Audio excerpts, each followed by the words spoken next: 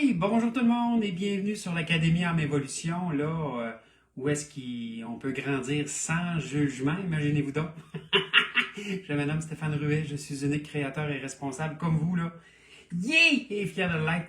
Oh boy, oh boy, oh boy. Ben oui, on revient en force, mes amours. Je sais, on est mercredi, bizarre, mais bon, on a décidé de faire ça les mercredis parce que les jeudis, il y avait encore un peu trop de rendez-vous à droite et à gauche. C'était plus compliqué. Et j'avais tellement hâte de vous revenir avec les lives. Donc, j'ai poussé le destin. Alors, on va attendre de voir s'il y a des gens qui se connectent à nous un petit peu parce qu'ils ne sont pas habitués de me voir apparaître les mercredis. Bon. Ah, bonjour, bonjour, bienvenue. Écrivez-nous un petit coucou, ceux qui sont là. Oui, oui, c'est moi. Je suis là. C'est encore moi. Alors, oui, je sais, mon toupette, il y a de l'air de ça maintenant. Quand ils ont rattaché le sternum après l'opération, mes cheveux ont eu de l'air de ça après, puis j'ai rien à faire. Bonjour Daniel, bienvenue. Alors écrivez-nous un petit commentaire, un petit coucou, ceux qui sont là. À midi, on va vous parler, je dis on parce que j'ai acheté un micro pour Cindy aussi. Ouais. Dis bonjour. Bonjour. Et on va parler de... niaiser. Ouais, c'est ça. On va parler de la Trinité, mes amours, aujourd'hui. Dans le fond, on va parler de l'âme, de la parcelle de Dieu et de l'ego qui forment un et de l'amour incluse dans tout ça. Alors, j'ai fait un long voyage. Un long voyage intérieur. Cindy et moi, on a voyagé beaucoup ensemble aussi, ce qui nous permet d'aller de l'avant. Juste au cas où, est-ce que vous nous entendez bien? Faites-nous des petits pouces ou des petits cœurs, ceux qui nous entendent bien, s'il vous plaît. Faites-nous au moins un petit signe comme quoi que vous nous entendez bien. Donc, l'idée est là. OK? Alors, je ne suis pas sûr qu'ils nous entendent bien, moi non. J'ai pas de signe encore. Alors, coucou, faites-nous des petits pouces ou des petits cœurs si vous nous entendez bien. Je ne vois rien passer. Alors, peut-être qu'ils ne nous entendent pas. Est-ce que vous m'entendez? Oui, je t'entends. Oui, ok, c'est bon.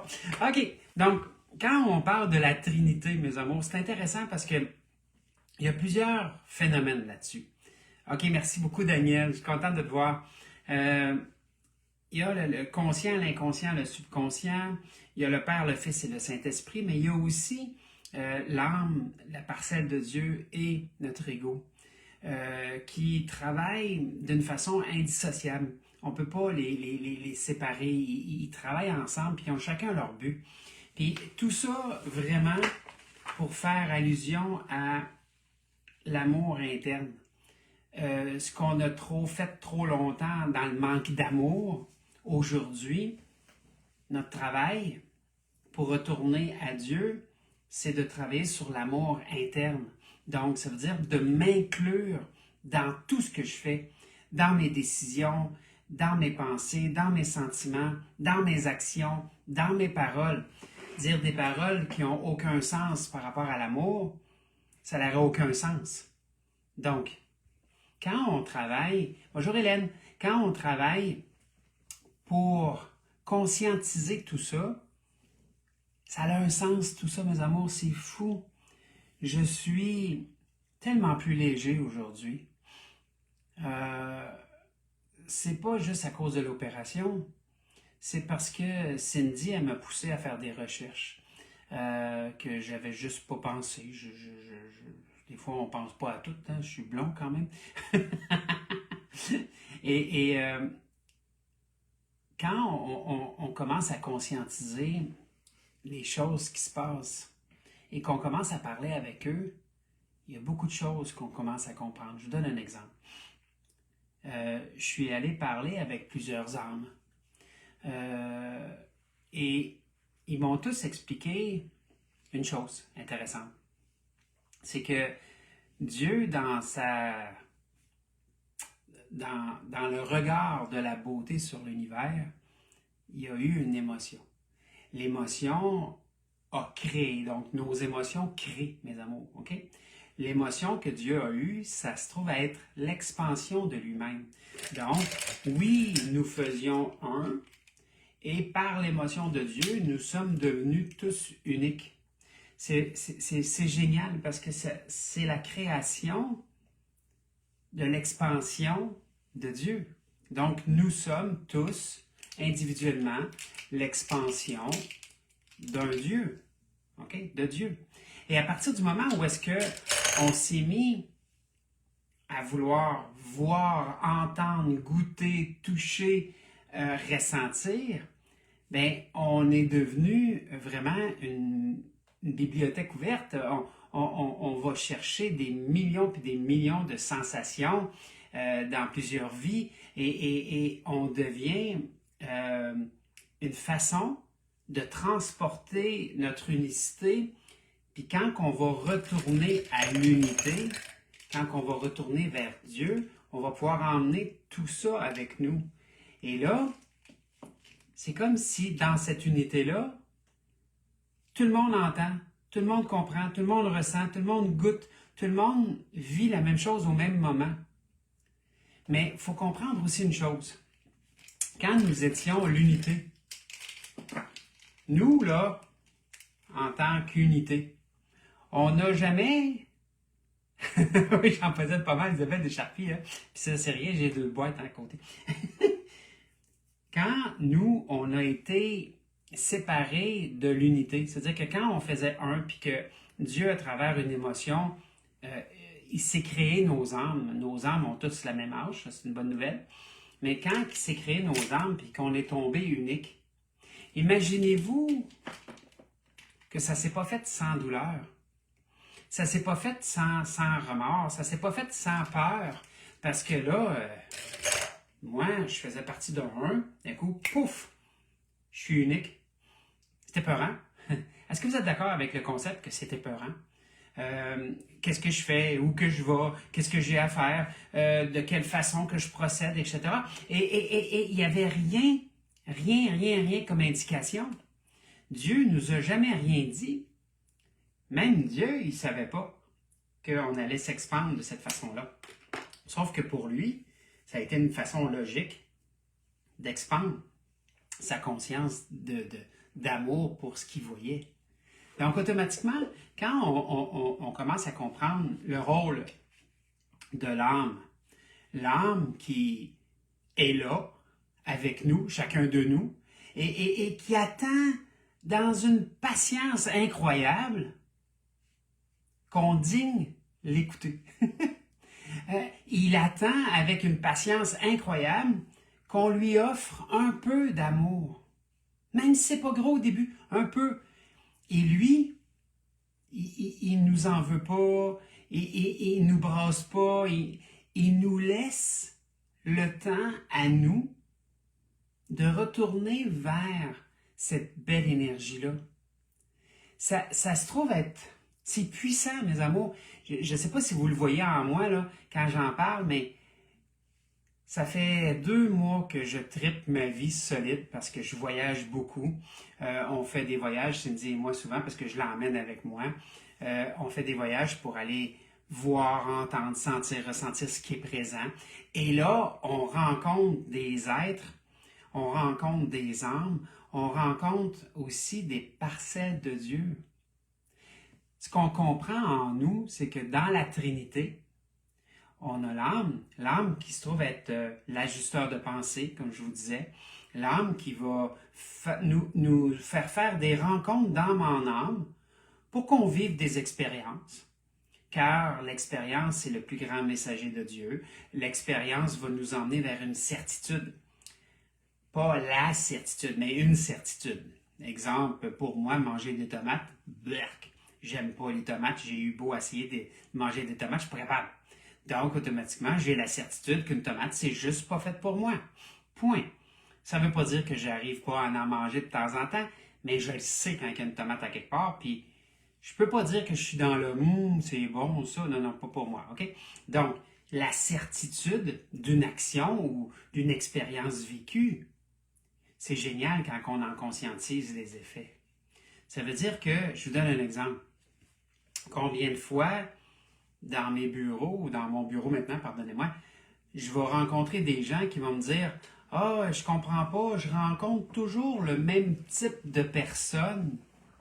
Ça va toujours bien au début, mais ça finit toujours par chier ou par se défaire, notre relation. » Puis là, je disais « OK, t'as pas assez vécu d'expériences similaires pour commencer à conscientiser que tout ce que tu attires, c'est ça, et tout ce que tu vas finir par vivre, c'est ça. » Et là, la personne dit oui, oui, je commence à être conscientisé, mais comment je fais pour changer ça? Alors, ce qui est intéressant, c'est de comprendre que si tu changes un phénomène, même si c'est très, très peu, tout va se changer. Alors, je vous ai déjà dit souvent que j'avais lu un article dans de la NASA, qui disait que s'il se trompait de 1 degré, 1 degré, c'est pas beaucoup, là, c'est ça, là, ça représente juste ce mouvement-là. Mais la fusée arriverait, à partir de la Terre, aller jusqu'à la Lune, elle arriverait à 35 000 km à côté de la Lune. Ça veut dire, mes amours, que vous n'avez pas besoin de tout changer. Vous avez juste besoin de changer 1 degré et d'être un peu patient. La patience de voir les transformations arriver. Votre âme, elle a la patience. Elle a la patience de vous attendre. Elle vous attend avec un amour inconditionnel. Elle n'a aucune condition à l'amour qu'elle a pour vous. D'ailleurs, elle le prouve jour après jour après jour, quand on ne s'écoute pas, quand on fait des actes qui manquent d'amour pour nous, quand on a des réflexions de merde, quand on s'affaire à vouloir se battre ou autre chose. L'âme est là, puis elle a la patience de nous attendre jusqu'au jour où est-ce que on décide de s'aimer. On décide de s'inclure à travers chaque pensée qu'on a, à travers chaque action, chaque sentiment et chaque parole qu'on a.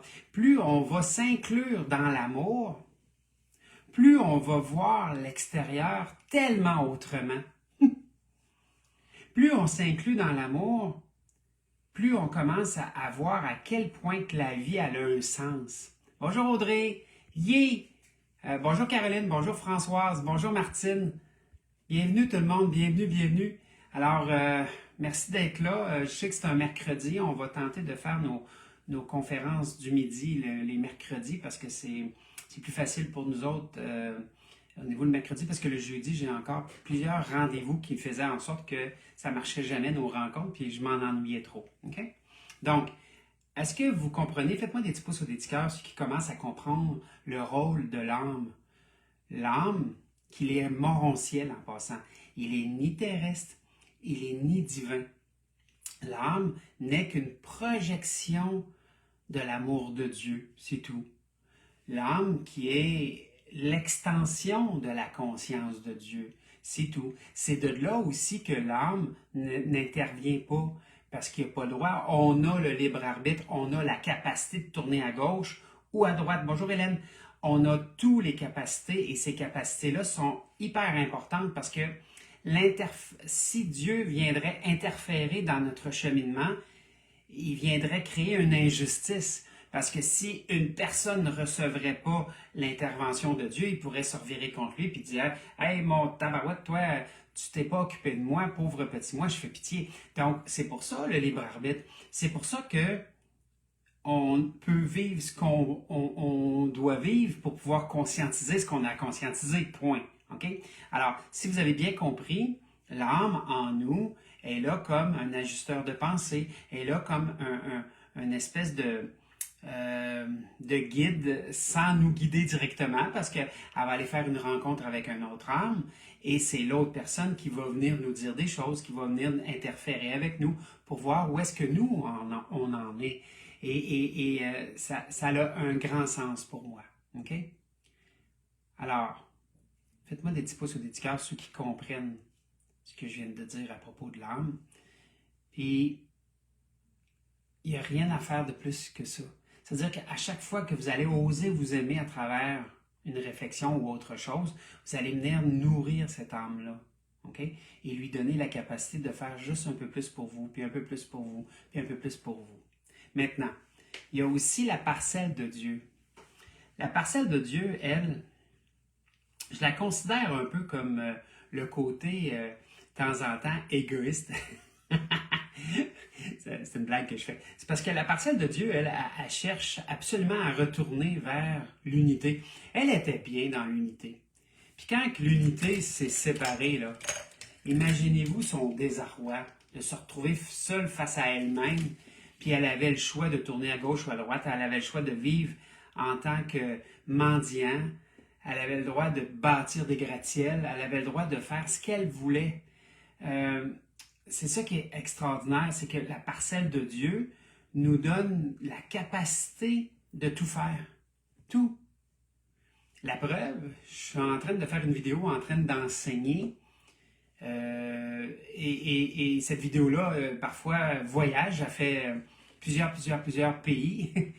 Et des fois, il y a des gens qui me réécrivent en disant « Wow, merci pour ta vidéo, ça m'a aidé beaucoup. » Mais tu sais, je ne l'ai pas faite pour cette personne-là, je l'ai faite pour moi. C'est un peu égoïste. C'est dans cette optique-là. C'est-à-dire que si moi, j'ai un rêve et je fais tout en mon pouvoir pour le réaliser, ben c'est cette parcelle de Dieu-là. Parce que plus je vais être en accord avec ce que je fais, plus que je vais être en écho sur mon X, plus je vais être vraiment sur ce que je dois être et faire, plus l'univers va me retourner cet accord-là. Et là, on devient comme, wow, la vie est belle, la vie est simple, la vie est facile. Mon Dieu, je ne sais pas pourquoi il y a autant de monde qui m'aime. C'est fou. Pourtant, je n'ai rien fait pour eux vraiment. Mais la vie nous redonne toujours avec exactitude. Au poil près. La vie nous redonne toujours avec exactitude ce qu'on lui offre. Et ça, c'est la parcelle de Dieu. La parcelle de Dieu qui nous botte le derrière à dire notre patron, je pense que je suis dû pour une augmentation de salaire parce que moi, là, je veux bien m'aimer pour travailler pour toi, mais il me semble que mon salaire n'est pas ajusté à l'effort que je mets ici. Ou partir un projet. Partir un projet, c'est toujours beau, c'est toujours fin, c'est toujours le fun. Wouhou, on part un projet. Oui, jusqu'à temps que le projet nous revienne d'en face et que là, les difficultés commencent.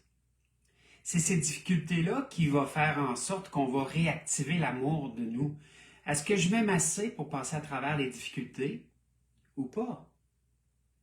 Est-ce que je m'aime assez pour dire, ouais, finalement, ce projet-là, c'était pas pour moi? Ou, non, je vais continuer jusqu'à temps que j'y arrive.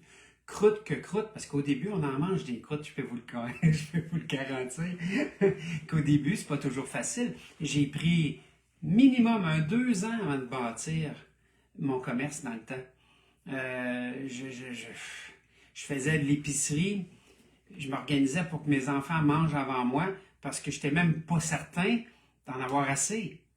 Au début, c'est pas facile, sauf qu'il y a une espèce de bottage de derrière qui se fait naturellement, puis que si on est à l'écoute, on va comprendre que notre âme a parlé avec un autre âme et que cette personne-là nous revient avec un message écrit ou un message verbal en disant « Wow, Stéphane, c'est beau ce que tu fais, lâche pas, continue, ça fait vraiment beaucoup de bien. » Puis là, tu es là, ouais, OK, 2 minutes avant, je voulais lâcher, puis là, je reçois un message comme ça. Est-ce que vous me comprenez à quel point que la parcelle de Dieu en nous, c'est elle qui va nous motiver, c'est elle qui va nous emmener à vouloir grandir au point qu'on va se rapprocher, même si c'est juste de 1%, de l'unité de Dieu. Mais c'est pas de croire aussi assez en toi. Ouais. La foi que tu as en toi. La foi que tu as en toi. La parcelle de Dieu représente cette foi-là. Mais vu qu'on ne s'écoute pas toujours,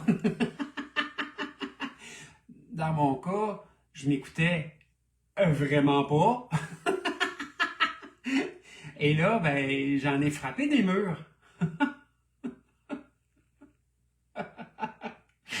J'en ai frappé des murs pour en arriver à comprendre que c'était moi qui fonçais dans le mur. Ouais, merci Gilles, c'est une belle phrase, ça. Alors, à partir du moment où est-ce que on conscientise notre parcelle de Dieu, qui est le côté, wow, je veux aller vers ce que je veux faire le métier que je veux faire le voyage qui me hante en dedans depuis 3 ans, désolé. Et là, c'est comme un engouement, ben ça, c'est votre parcelle de Dieu. Et il y a aussi l'ego. L'ego qui vient contrecarrer nos plans. Je suis qui, moi, pour faire ce que je fais? Hein? Ben voyons donc, tu y arriveras jamais. T'es ben trop niaiseux. T'es trop blond. T'es ben trop laite. Arrête ça. Montre-toi pas à la caméra. Ta voix m'écoeure. Je saigne des oreilles quand je t'entends. L'ego est extraordinaire, mes amours, parce que assez entend comment venir nous toucher. Faites-moi des petits pouces ou des petits cœurs. Ceux qui conscientisent que leur ego savent exactement comment vous toucher. L'ego, elle a un pouvoir extraordinaire. Elle a le pouvoir de venir rétablir les faits. Parce que si moi, Stéphane, j'écoute juste mes rêves, sacrement. Moi, je déplace des montagnes, là, sérieux, je veux dire, je réinvente la roue, je fais tout. Mais mon ego vient contrecarrer mes plans.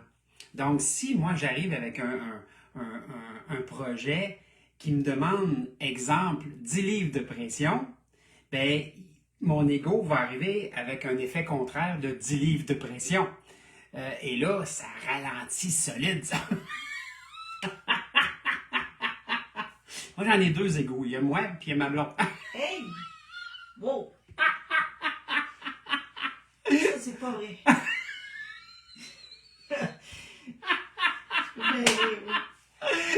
Oh boy! J'arrive avec 10 livres, puis eux autres, ils arrivent avec 20 livres. Non, ça, c'est une blague. Quand on comprend à quel point que l'ego vient mettre une pression, ce n'est pas pour nous détruire, à moins qu'on lui laisse le pouvoir. Là. Ça, c'est clair. Pourquoi qu'elle nous donne une pression? C'est simplement pour nous faire réfléchir du côté opportun des choses. C'est-à-dire que je peux avoir un rêve, mais aussitôt je suis confronté, soit que je me libère de mon rêve puis je laisse mon ego gagner, ou soit que je rétablis les faits en disant « Non, c'est vraiment ce que je veux. Merci, toi, l'ego, de me l'avoir mis une restriction, mais c'est pas suffisant. Je vais le faire pareil, même si que, ou malgré que j'ai aucune idée encore comment. Même si que, malgré que j'ai aucune idée de quelle façon l'apporter, je sais que je vais le réaliser. Boum! L'ego a fait sa job. Est-ce que vous êtes d'accord avec ça? Faites-moi des petits pouces sur des petits cœurs, ceux qui viennent comprendre qu'est-ce qui est l'ego. L'ego est là pour manifester une résistance face à mes propres pensées. Ça veut dire qu'on a toujours un côté conscient et un côté inconscient d'une manifestation. C'est-à-dire que quand vous avez un rêve, hein, je vais écrire un livre, là. Tu sais, là, tu t'achètes un Mac, là, puis là, tu te mets à écrire un livre, là. C'est parce que les livres vont avec les Macs. C'est une blague, mais je n'ai trop entendu parler de monde qui se ruinait à acheter un Mac pour écrire un livre, mais c'était juste drôle. Okay?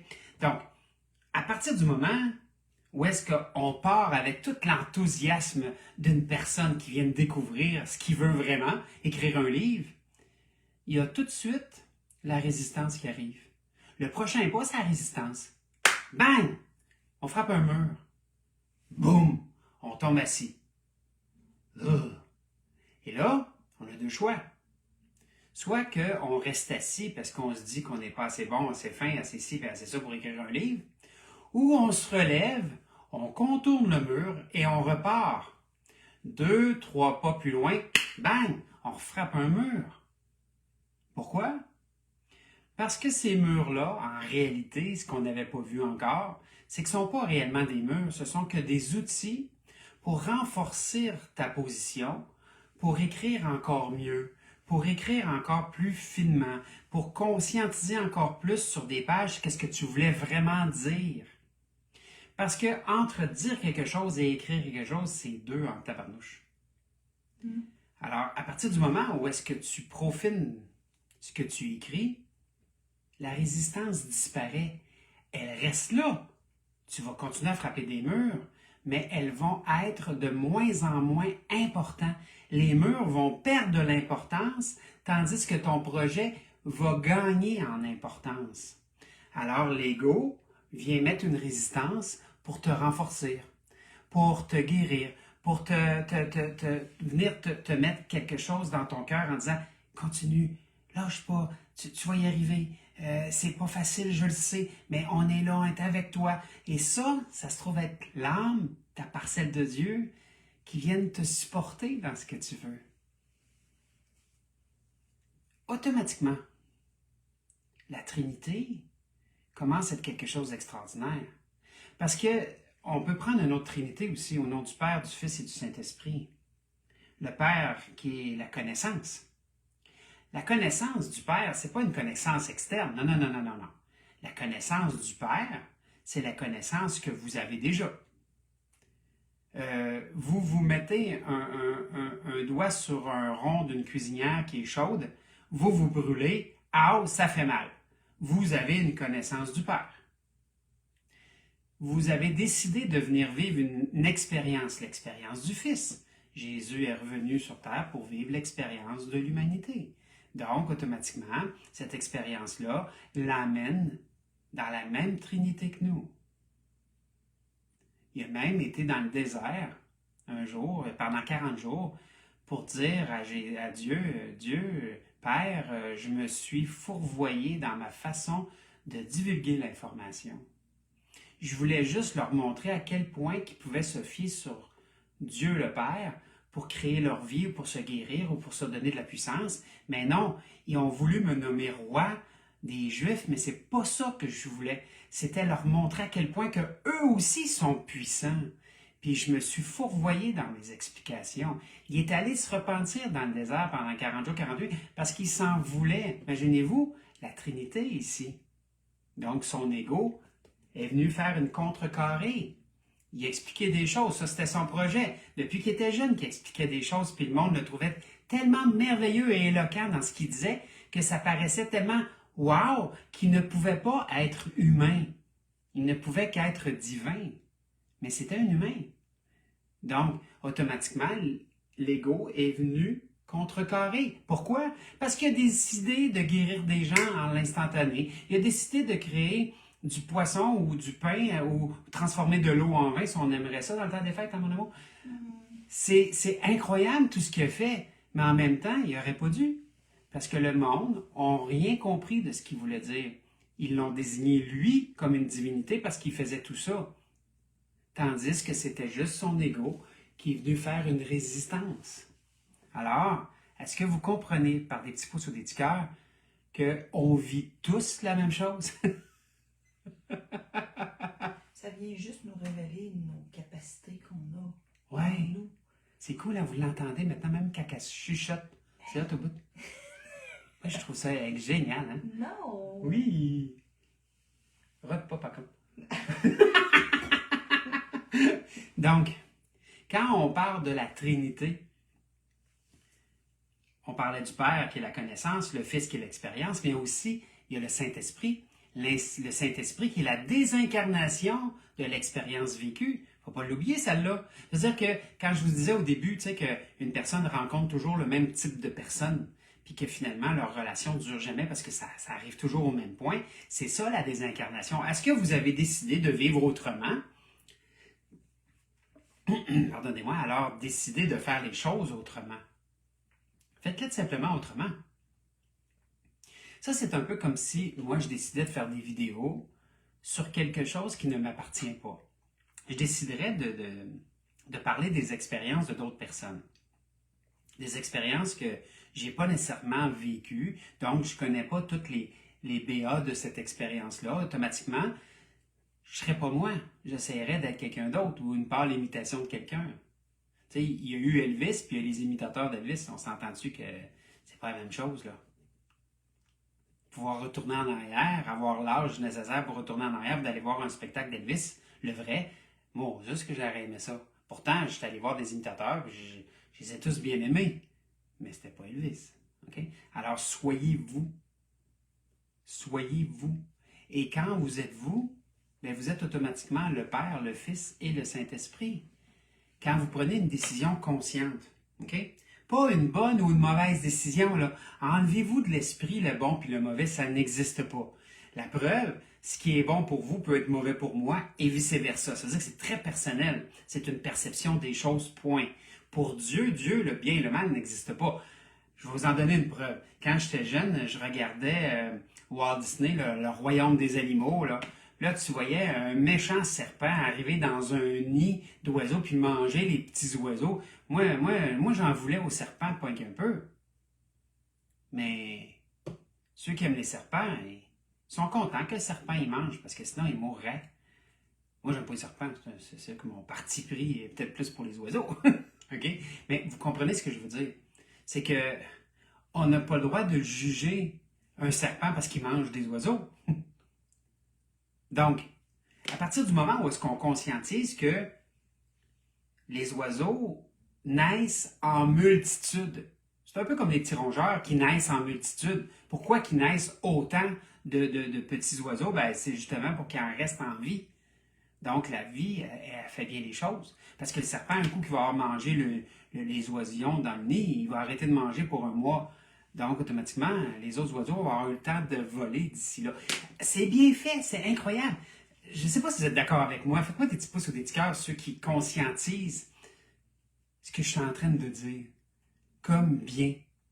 Il n'y a pas de bien, il n'y a pas de mal. Ce ne sont que des actions à apporter. OK? Donc, vous décidez de faire une action, vous la faites de votre mieux. OK?